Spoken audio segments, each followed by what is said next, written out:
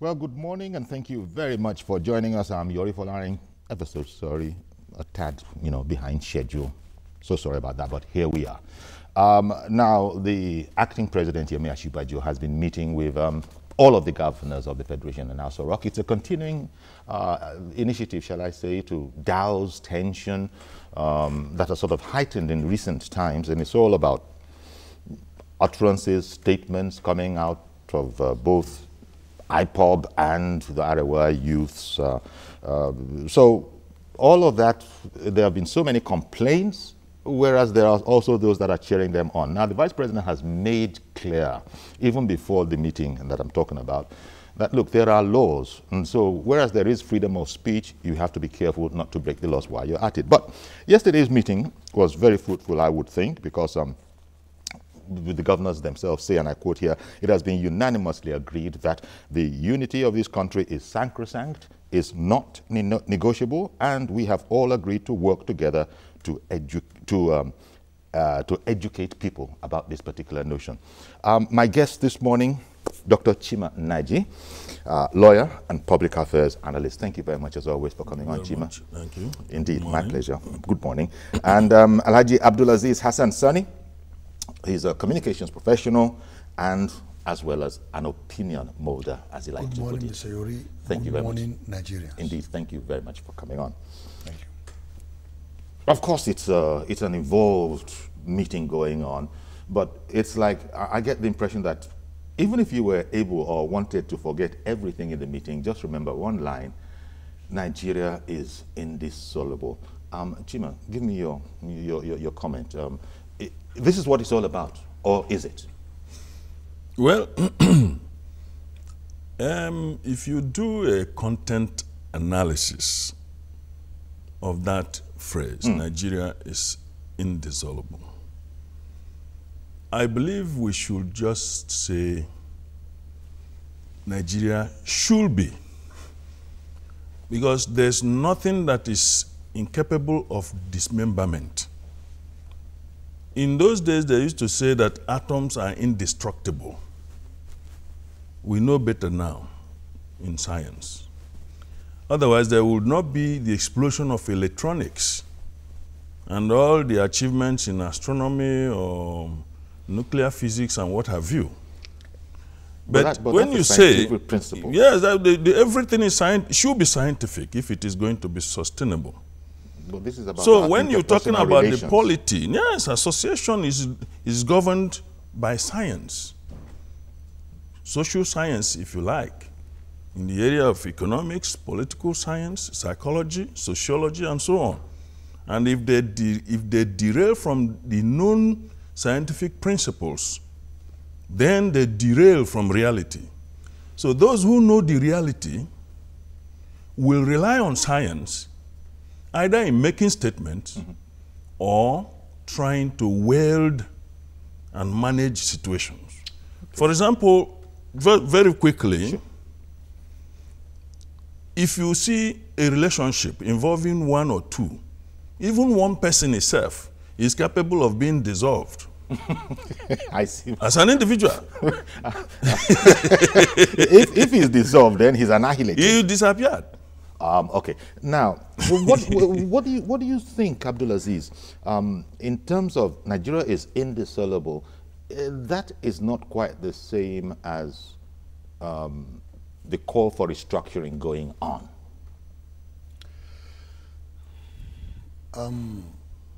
Mr. Yori, thank you very much for asking me this question. We have been having clamoring for restructuring all this while. But what do we expect from an exemplary leadership? Do we expect an exemplary leadership to tell you that Nigeria is dissoluble? The answer is emphatic no. That's what we call leadership. Leadership is about mending fences. Leadership is about correcting people. For acting president to say this, he's in a position. He had a kind of access to information that is lacking in me and you. You understand?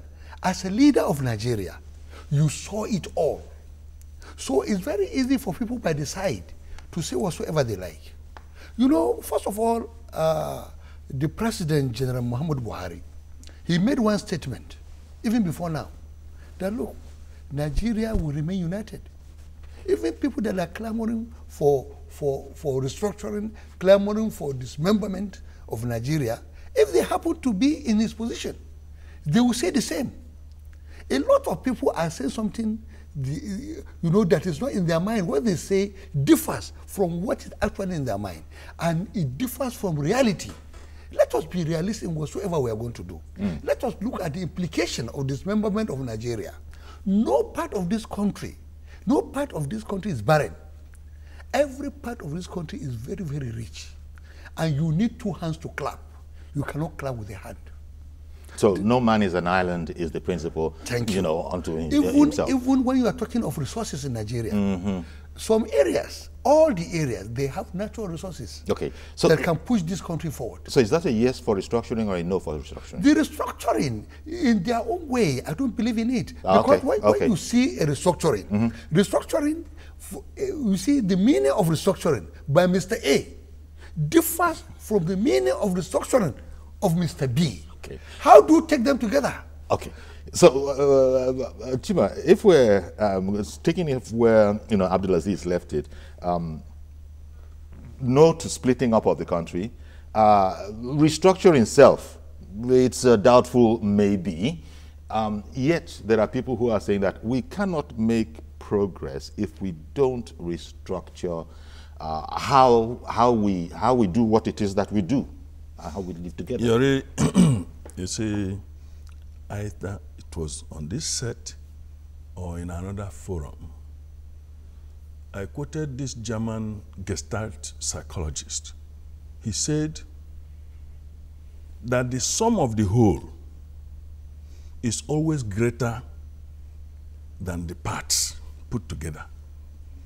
And I say, for example, if you bring an orange and you cut it, you can never get one whole orange again if you have cut it into 4 and want to piece them back. No, because some fluid you don't have a complete orange exactly. There were some of them that were cut in the knife. Even if you lick that, it can never get all of the orange. So it is always better to have the whole if you want to have the orange.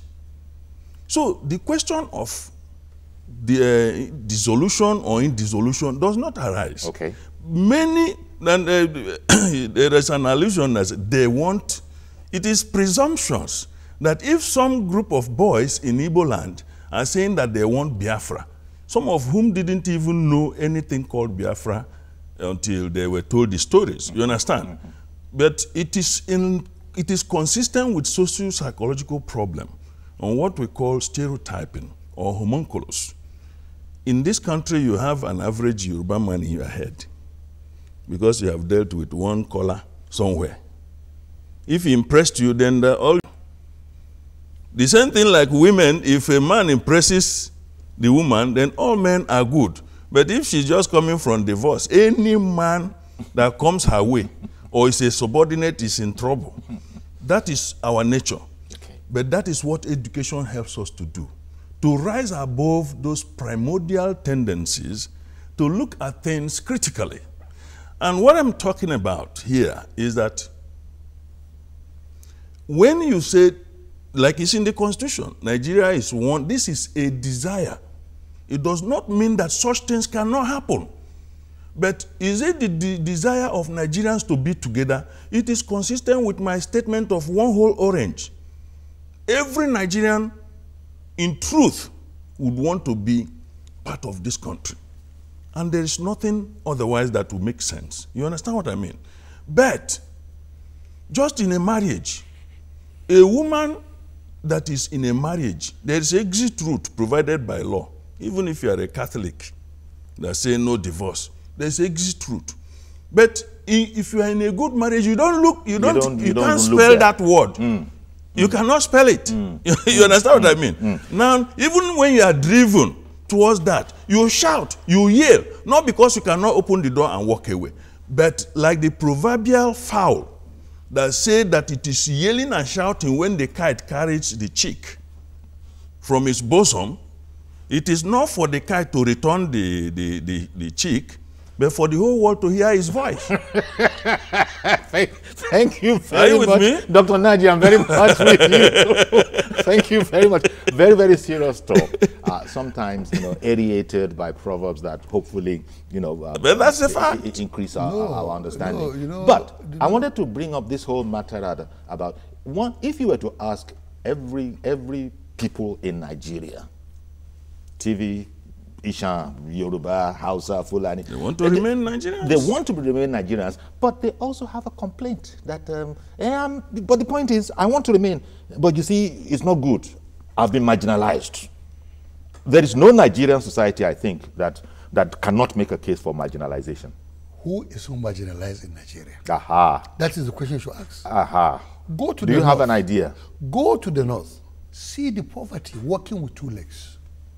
See the infrastructural deficit. Come down to the south here, with the exclusion of Lagos State. You see poverty. You see infrastructural deficit. Go to the east. Go to the middle belt. You see it all over. It's not restricted to one ethnic or one geographical location.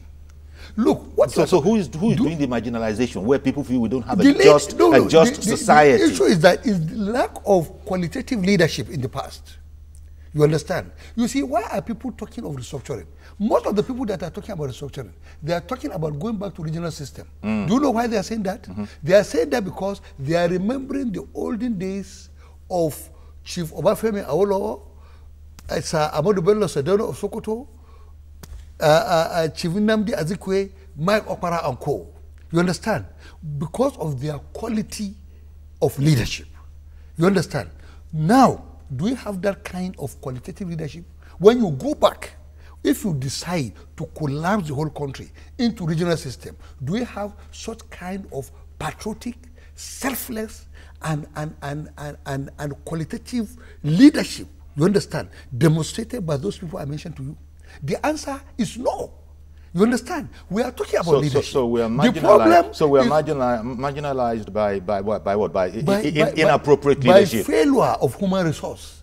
Leadership. Yes. Inappropriate leadership. Yes. When you come in there, you're not doing what you were elected for. The only thing you say this is going on everywhere. Everywhere, it's all over. You see, the issue is this: we sit down here in Lagos, we make comment about the whole country. People don't even care to move around. You understand? People don't go to the east. Not everybody, but I understand what you mean. A lot of people that come on set here. For instance, I'm sure you can't imagine how far Dr. Naji has traveled. So you're not talking generally. You know what? Dr. Naji is a satirical speaker. You understand? So no, I'm not sure that's a compliment. No, it's a compliment. It's satire. Yes. We don't need satire here. You say satire means you express your things in a playway method, but it's a fact. Anyway, it remains a fact. Anyway, let's forget about that. The semantics. And now, I hear you. Let him pick it up from there, please. Okay. The issue of marginalization or no marginalization, which has become absolutely cacophonous, because there were certain group of people or class of people that were genuinely marginalized by the situation they found themselves. But there was a tendency to equilibrate the shout, such that me too kind of thing, so that it becomes cacophonous. But the truth is not removed from the thorough analysis of the situation. Let me give you a very simple, we are three. We have 3 pieces of meat in a plate of soup, and we are eating together, no problem. But even if we are not of the same age mate, there are 3 pieces of meat. Equity demands that if you think that you are the senior, you take the first. So first choice. If you desire to take the smallest, if there was any small, that's equality is equity. Even the law recognizes that. It is the presumption of the smallest, if you want to use that word, among the 3, that if these 2 baba finish, I'm entitled to 1 piece of meat. Yes. no matter when. He wants to be, say, I am part of this soup, and I need, I have access to this portion. Then the first person finishes eating. While he was eating, he took the first portion of meat. So everybody was expecting that when he finishes, he wash his hand and take off. Then he's about finishing from the bowl of baogari or whatever, pounded yam. Then he grabs the second piece of meat. The next in line that is senior knows that he will not go for the second one, that absolutely he will go for that one. The other guy is left behind. Do you think he will be singing hallelujah? He will not. But you see, that is marginalization. That is what might appear to have happened. It has been marginalized. Now, every situation throws up the leadership that it deserves. In a fire situation, you don't get a PhD holder in let's say, chemistry to come and start teaching you about how to react oxygen with carbon dioxide. I don't know whether you get it. Because the fire is raging. You need a firefighter and the leader of the team to put down the fire. That is what the situation has called for. Now, in this when Buhari came in, who is the firefighter? Let me come in. When Buhari came in fact, the mantra of the APC was that it was coming to do a cleansing, that the situation was bad. That's why many people bought into that. Because people believed that the situation was bad. And if it was allowed, it could degenerate. You understand what I mean? Now, if you gave the people the impression that you were coming to continue the same way, they will have the opportunity to weigh you. Is it better to go the way the devil we know? Or do we go for the one that we didn't? I don't know whether I so get the point so the point is this: when people yell for Para Azikiwe or Awolowo and all that, that shows we have not made progress. Because situations have changed. If Awo or Zik should be brought back to life today, they cannot use the same leadership style they used then and succeed. But the principle of it seemed to be what people emphasize on. The principle of leadership. The principle of leadership is knowledge. Yes. First and foremost, you must thoroughly educate yourself. Okay. Inform yourself. About your environment. About environment and about everything around it. 2, you must have vision. Where do you want to lead them to? Then you must have passion. Passion is like the fuel. Because if we have a can, you have a jerry can of fuel, and you didn't pour it into the car and get it started, the car doesn't move. Then you must have the integrity. Integrity, such that you do not have to, because you are the leader, 1 carton of milk, you drink it alone and tell other people to go to hell. I hear you. But coming to you, Abdulaziz, these qualities that I know you agree with, I don't even need to hear from you, I know you agree with those, can they be said to have become extinct in the Nigeria of today? Or is that too harsh a judgment? No. The issue is that it's in scarce supply. Okay. It's very, very scarce. Short supply in Nigeria. There are many places. They are available. Do you know they are excluded. What is happening is this. When you talk of they are excluded, I don't know your terms exclusion. You understand? It's an English word. You see, the issue is very clear here. Let us take example of Lagos. Lagos has a focused government that have a positive focus. They are positively focused to right the wrong and to continue to do the right thing. It's now even a pace setter of many states in Nigeria. Because I could remember when the governor of Kano State... You're saying that all is fair in the state of Lagos. Thank you. That's what you're saying. That's what you're saying. Yes, it's 80% fair. Nobody is 100%. But you see, when you are looking for a qualitative leadership that cares for the people and is working for the betterment of people, Lagos State ranked the first in Nigeria. Was it by accident? I could remember. But it was by design. Was it by accident?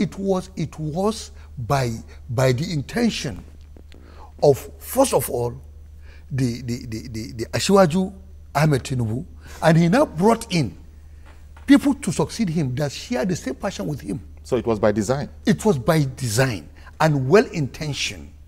Well, you must have that intention first. Because even in Islam, you know what is happening, Mr. Yori?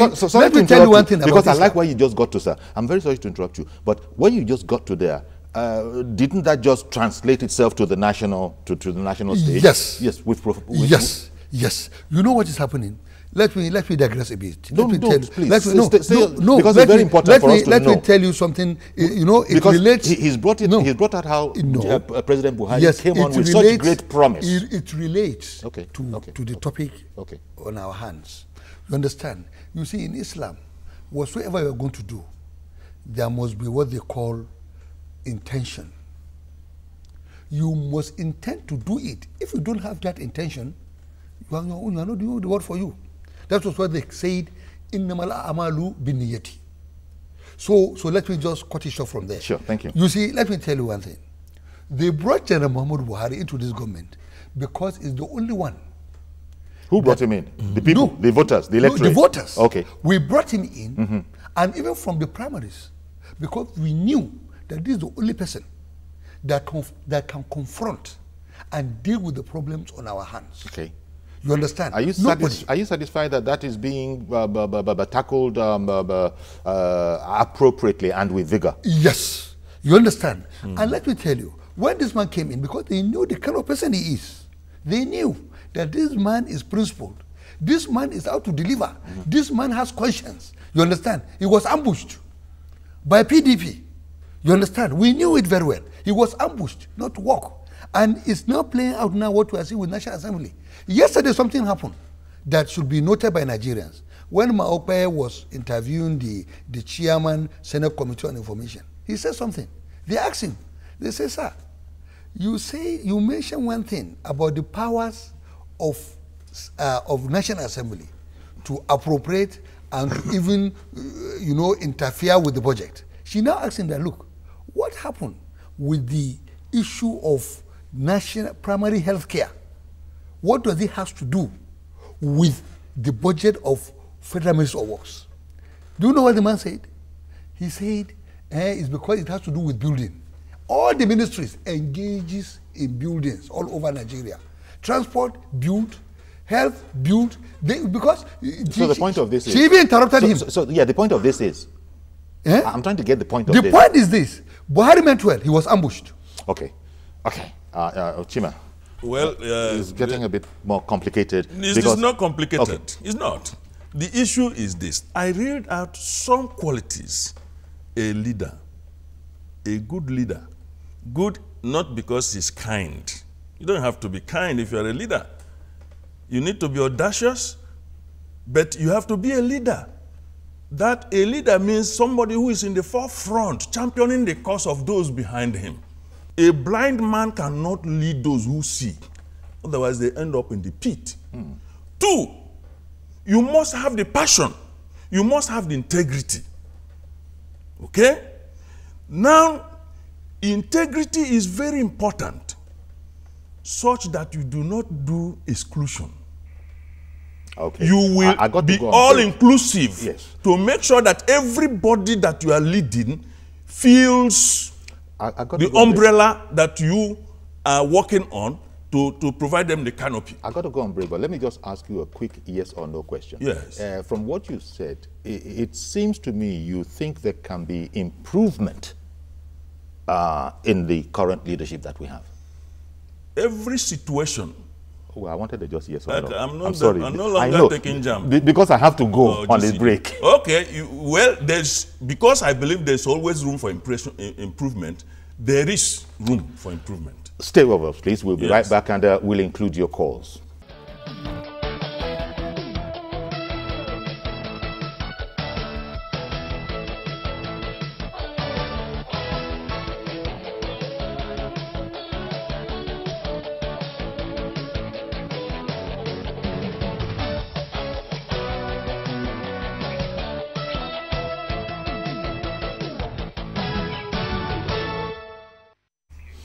Welcome back, and still On the set, Alhaji Abdul Aziz Hassan Sani and Dr. Chima Naji. Now, to come to you, Abdul Aziz, leadership, it has to be there. What the acting president is doing at the moment, a lot of people are saying is exemplary leadership. Right now, the situation is what it is. He's in charge, was duly put in charge by the president and has been carrying forth, and just about everybody has been full of commendation. Even this meeting, that is meeting with all of the governors, the point, I quoted something at the beginning where the governors said that they've all resolved that they will just do the needful, because the vice president did say that all the governors are responsible for the safety of life and property of all in their domain. Now, the question though is whether the vice president, you know, he is doing what he is doing because of the circumstance. Are you satisfied that he is doing it exactly as if Mr. President had been here and it has the same impact, same effect? Yes. I have no doubt about the vice president because he shares the same vision with Mr. President. You know, there's one thing about this deputizing somebody. Mm-hmm. You learn on the job.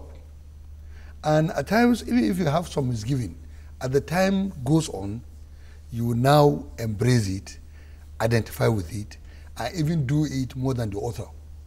Because they said the power resides with the author of the order.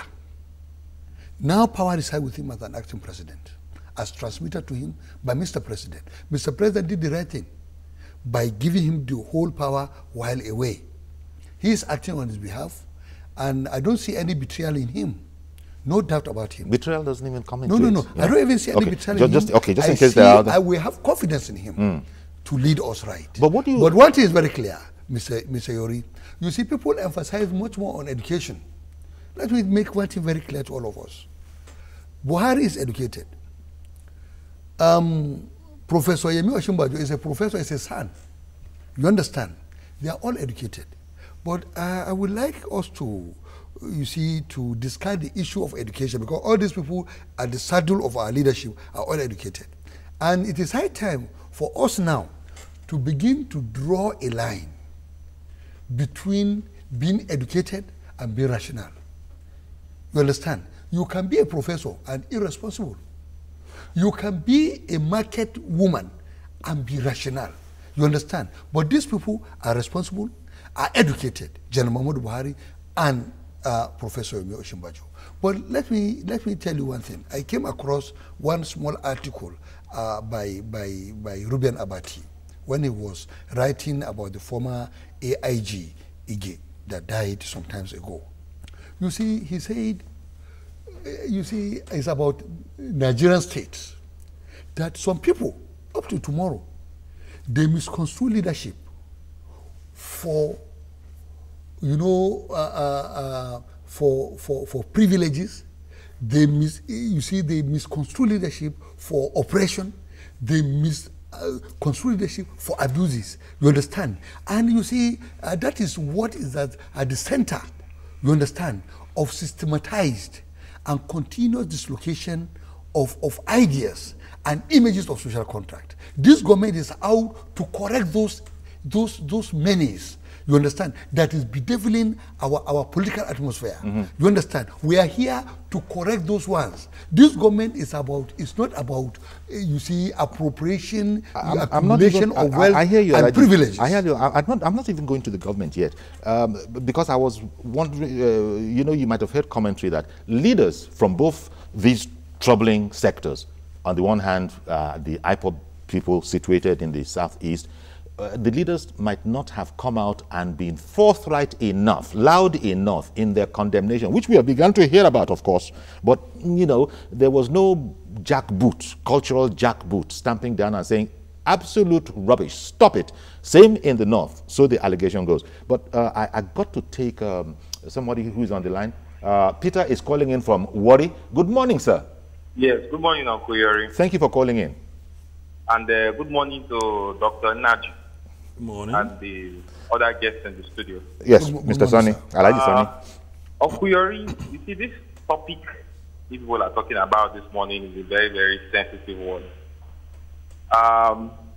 Looking at the issue of marginalization, like Dr. Naji rightly said, one has to look at it more in-depthly to have a better understanding. Now, IPOB and other groups calling for disintegration and all of that, I think if you look at the situation very, very carefully, like the illustration that Dr. Naji gave about the piece of meat, I feel what the government needs to do, or what the federal government needs to do, is just make people feel like they belong. I, for one, for example, I'm from the minority in Delta State. But I want to be part of, I want Nigeria to remain as a whole. But there's this feeling that we are not part of the system. For example, the other gentleman who talked about President Buhari coming in to do a cleansing, and his government was hijacked by the PDP. I don't agree with that. If you look at President Buhari's appointments, most of the key appointments are from the north. Now, how do you expect people from other regions of the country to feel? Talking about infrastructural deficit, for example, I don't feel the federal government should be held responsible for that. There are state governors in all of those states that are mentioned. If they are doing their job, there will be, improvement in infrastructure. But when it comes to the federal government and its efforts to ensure that Nigeria stays together, I think the government is not entirely being honest.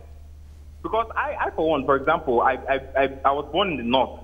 I was born in Bauchi State, and I schooled in the west. Now, when I was growing up, in the north, Northerners are very nice people. That's one thing I know too well about them. But all through my stay in the north, there's never been a parastatal where I go to and I see other people from other parts of the country dominating that parastatal as per working there. But if you come to Delta State, for example, look at Petroleum Trading Institute, PTI here.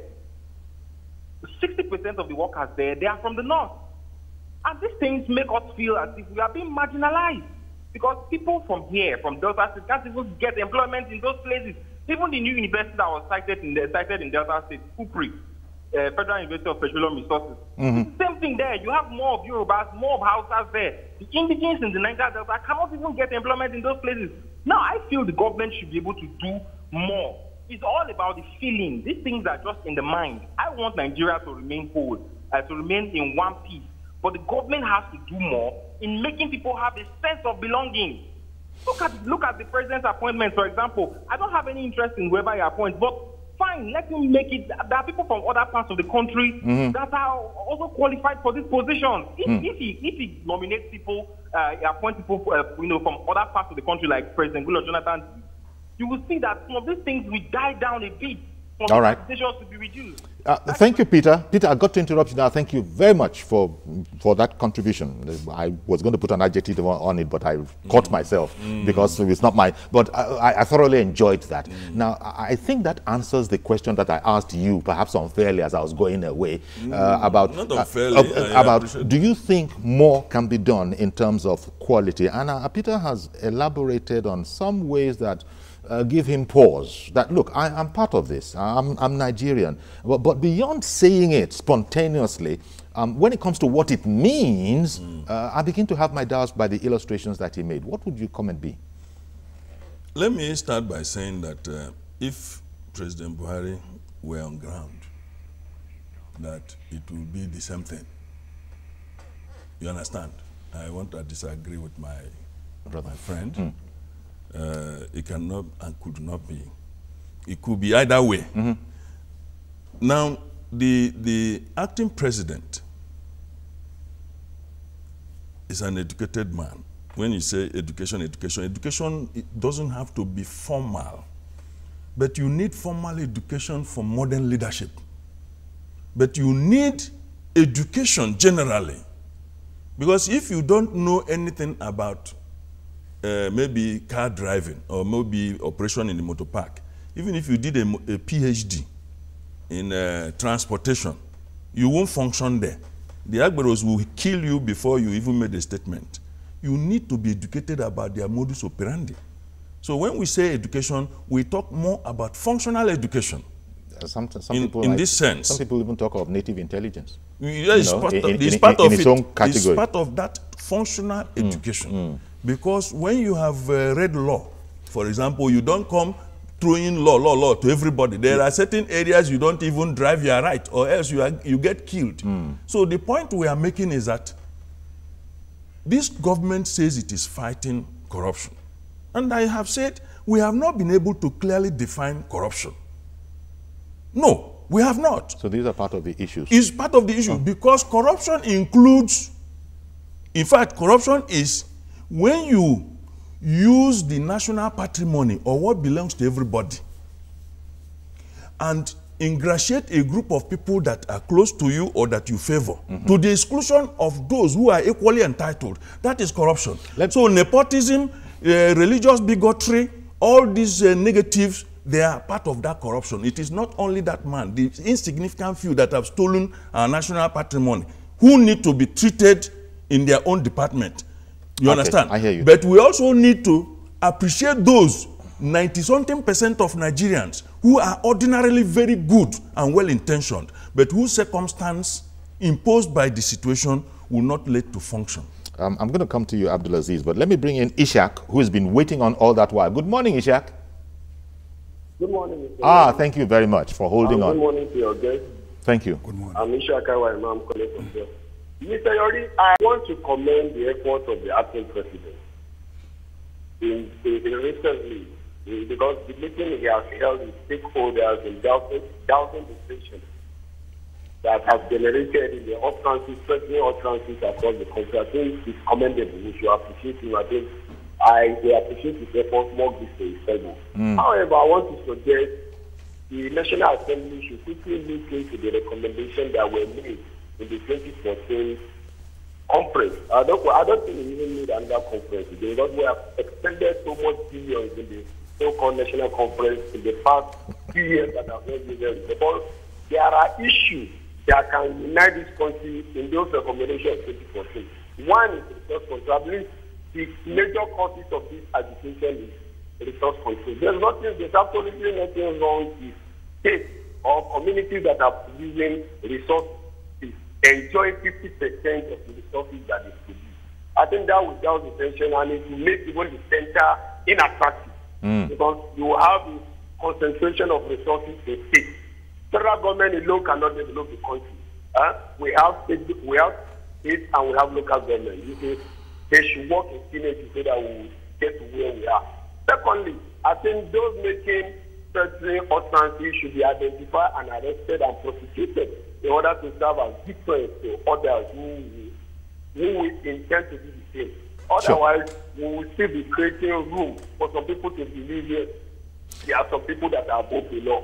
And thirdly, Mr. Yori, I want to suggest what you see. No more than thirdly. No more than thirdly, and quickly, please. Okay, people should enjoy appointment and position, admission, etc. by merit. You see, if you want to get admission to university, the quota system, education is another. People should enjoy position, appointment, or merit, not by individual. I believe that will make every ethnic nationality equal, and there will not be reason for people to say yes. Excellent, Ishak. Thank you very much. I got to interrupt at this stage, and Alhaji Abdulaziz, recommendations galore for how, in the opinion of those who were expressing them, things can be made better so that there would be less of this sense of excluding from the whole construct of being a Nigerian practically. Do you know what is happening? Do you know what is coming out of people? Is the hangover of the misgovernance of the past. And if you are out, it's like you putting up a goose team. Do you go for federal character? You look for the best players to make you win the cup. Yeah, but that's not been that has not been Nigerian style. No, the issue is this. Yes. You see, when you are talking of marginalization, yes, when you are talking of equal participation. You understand? You see, the same people are full of contradiction in Nigeria. The same people that are talking of federal character, are the same people talking of competence. You understand? Which one do you take? Who introduced federal character? Do you know what is happening? For whom? Who is benefiting from it now? Do you know what is happening? Let us be more. The concept of federal character, I don't think we have that. No, that is I don't think anybody has anything in the against Constitution, it. so what we need to do is to work it. Do you know what is happening? Do you know what? Just imagine Green Eagles. Then we now go for each and every player in each and every state. Are we going to win? You look for the best hand to do the job for you. You see, what you don't understand is this. People look at Nigeria from the past. So what are you advocating? Because there is... What I'm advocating... So, are you advocating merit? I'm advocating merit. Are we practicing it now? You understand? But wait. You see, let me say it all. Yes. You see, but I have someone waiting on the phone. Okay. Do you want me? Let me take Reverend Uzo, who has been waiting. Good morning, Reverend Uzo. Good morning, sir. Thank you for calling in, sir. Thank you, Uncle Yore and the two guests. I want to support my doctor there. I'm not trying to be... Dr. Naji. Yeah, Dr. Naji. I agree totally with everything he has said this morning. Where there is no vision, the people perish. You need to tell us where you are taking us to. You understand? It's just like a husband and wife that lives in a house, and the wife is the one that will direct the wife. Say, this is where we are going. If you don't have a vision of where you are going, we keep on, it's like a vicious circle, rigmarole. No, so we need to do the right thing. Tell the people where all this issue of fighting corruption, they are saying, I don't understand. A lot of funny things are happening. But I know Nigeria will not break. All right, we will remain one as a strong country. God bless you. Thank you very much, Reverend. I'm going to let you continue because I interrupted you. And so briefly, please, before I go elsewhere. Before I am marginalized. Because I interrupted you. So just factor in what Reverend Uzo also put. Before I am marginalized. We are very good. No, it's very understanding. We are very good in contradicting ourselves. How? Let me tell you the issue. The same people that spoke about federal character. Yes, you said that before. You said that before. Are the same people that are saying merit should take place or whatsoever. Well, I thought you wanted to add to that. Is why I came back to you. But let me clarify one thing with us. Okay. You see, when General Muhammad Buhari came in, he made appointments. You understand? And whether we like it or not, let us say it. You see, political consideration matters. People voted him in. You understand? And it's one of the so he had political debts. He had political debts. Cardinal objectives of political debts. Where the majority will have their own way, yes, while the minority will have their own say. Okay. So what people are saying is this. You see, people wanted to reap where they didn't sow. Most of the people, we know people that are complaining about this sharing of a thing.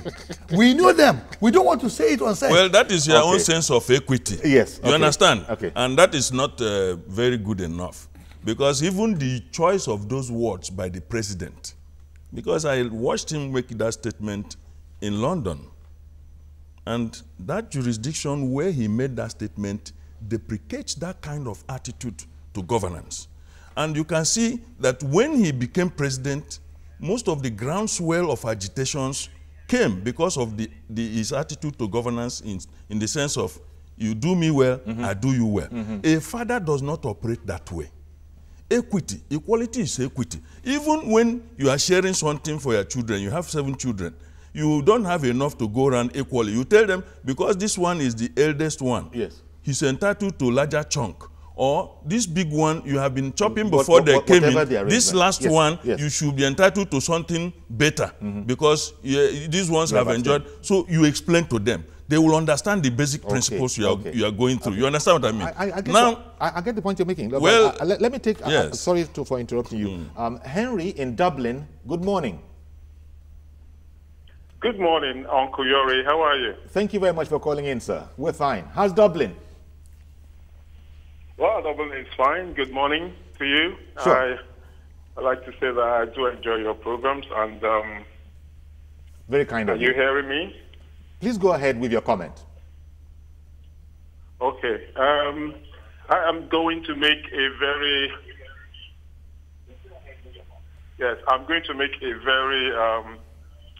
different comment, from the usual. And I am not going to be politically correct. Sure. Like all the others. Because I find that our problem is that we live in self-denial. But before I continue, let me just say a very good morning to Dr. Naji. Good morning. And I also like to say a very good morning to the other gentlemen. Alaji Sani. They have made very valuable contributions. Now, please don't listen to the feedback. We live in self-denial in that country, Nigeria, in my country, Nigeria. Let's be honest about this. Yes, let's be honest about this. It is not going, Nigeria as it is not going to work. Who is benefiting from this one Nigeria thing? Who is benefiting? Who are those who are so afraid of the different nations in Nigeria going their own ways? We don't have to be enemies. It doesn't have to take war. Why should it be war when we say, I want to be on my own, you be on your own? Let's progress at each other's pace. Yeah, but Henry, when there is healthy competition, Henry, we seem to agree that there's no negotiation on the principle of the indivisible, that Nigeria cannot be divided. No negotiation.